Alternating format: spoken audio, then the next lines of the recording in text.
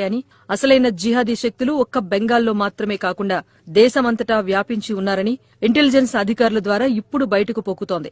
Jihadi శక్తులు చాప కింద నీరులా పనిచేసుకుపోతున్నాయని, తమ అనుమానాలకు ఈ మధ్య ఆనవాళ్లు కూడా లభిస్తున్నాయని వారంటున్నారు. కేంద్ర ఇంటెలిజెన్స్ వర్గాలు కేంద్ర ప్రభుత్వానికి అత్యంత కీలకమైన ఇన్పుట్స్ అందిస్తున్నట్టుగా తెలుస్తోంది. బెంగాల్, జమ్మూ కశ్మీర్, పంజాబ్, ఢిల్లీ వంటి రాష్ట్రాల్లో జిహాదీ శక్తులు తీవ్ర స్థాయిలో విజృంభించాయని, వాటికి అక్కడి రాష్ట్ర ప్రభుత్వ పెద్దలే మద్దతిస్తూ వస్తున్నారని కేంద్రానికి సమాచారం ఉంది. ఫేక్ డాక్యుమెంట్లు, ఫోర్జరీ చేసిన డాక్యుమెంట్ల ఆధారంగా తప్పుడు మార్గాల్లో ఆధార్ కార్డులు పొందారట. ఇలాంటి తప్పుడు మార్గాలను జిహాదీ శక్తుల కోసమే ఉపయోగించారని ఇంటెలిజెన్స్ అధికారులు గుర్తించారు. ఆ కార్డుల ఆధారంగా రోహింగ్యా ముస్లింలను రికార్డుల్లోకి ఎక్కించారని, వారిని ఇండియన్ సిటిజన్స్ గా తయారు చేశారని అంటున్నారు. ఈ ప్రక్రియ అంతా కూడా ఎన్నికల్లో బీజేపీకి వ్యతిరేకంగా ఓటింగ్ షేర్ పెంచడం కోసమే వినియోగించుకున్నారని ఇంటెలిజెన్స్ వర్గాలు చెబుతున్నాయి.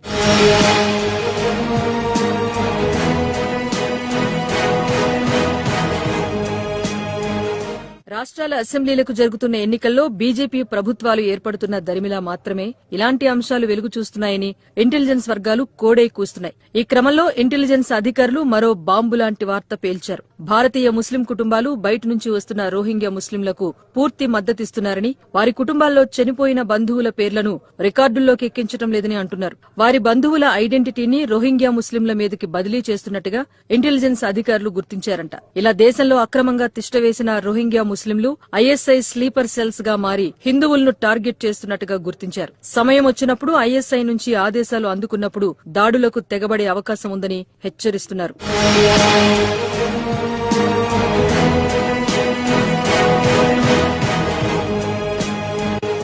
ఇలా దేశంలో ప్రవేశించిన రోహింగ్యా ముస్లింల సంఖ్య ఇప్పుడు కనీసం 10 కోట్లైనా ఉంటుందని ఇంటెలిజెన్స్ నుంచి అందుతున్న సమాచారం. ఈ ప్రక్రియ అంతా ఇండియాలో ఓటింగ్ షేర్ పెంచడం కోసం వేసిన ఎత్తుగడగానే వారు భావిస్తున్నారు. ఓటింగ్ షేర్ పెంచేందుకు అమెరికా నుంచి బైడెన్ హయాంలో $21 మిలియన్ అందిన వైనం ఈ మధ్యే బయటపడటం గమనించాలంటున్నారు. ఆ డబ్బంతా ఇలా బీజేపీయేతర రాష్ట్రాల్లో చాప కింద నీరులా పనిచేసుకుపోయిందని అంటున్నారు. ఆయా రాష్ట్రాల్లో ఆధార్ కార్డులతో తిష్టవేసిన రోహింగ్యాలు స్థానికంగా తక్కువ ధరకే కూలీ పని చేసుకుంటున్నారని, వారిని ఎవ్వరూ కూడా అసలు పనిలో పెట్టుకోవద్దని హెచ్చరిస్తున్నారు. హైదరాబాద్ లోనూ ఇలా రోహింగ్యాలు పెద్ద ఎత్తున అక్రమంగా, కొందరు అధికారికంగా ఆశ్రయం పొందే పేరుతో మరికొంతమంది చేరిపోయారు. అయితే అక్రమంగా ఉంటున్న వారే హైదరాబాద్ లోనూ ఎక్కువయ్యారు. కొన్ని మీడియా సంస్థలు కూడా కథనాలు ప్రసారం చేయటం విశేషం.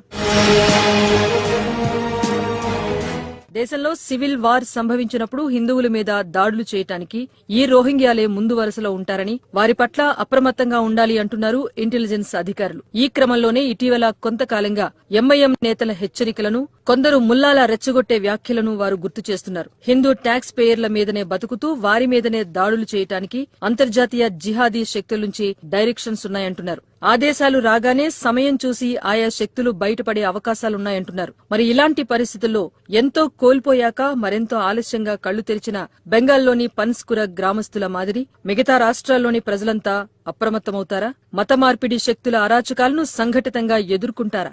వేచి చూడాల్సిందే.